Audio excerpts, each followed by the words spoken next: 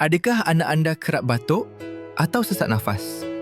Tahukah anda, kanak-kanak di bandar sebenarnya lebih berisiko menghidap asma berbanding kanak-kanak di kampung. Ini kerana udara di bandar penuh dengan asap kenderaan dan pencemaran industri yang boleh meringsakan paru-paru mereka. Di rumah pula, debu, hama, bulu haiwan dan kulat boleh mencetuskan serangan asma. Selain itu, kurang pendedahan kepada alam semula jadi membuatkan sistem imun mereka lebih sensitif. Gaya hidup yang kurang aktif dan obesiti juga boleh memburukkan simptom sesak nafas. Tapi jangan risau, asma bukanlah pengakhiran.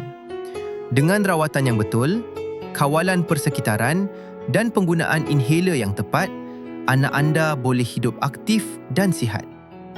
Awasi tanda-tanda asma, rawat dengan betul dan pastikan anak anda boleh bermain, belajar dan bernafas dengan lega di bandar yang sibuk ini.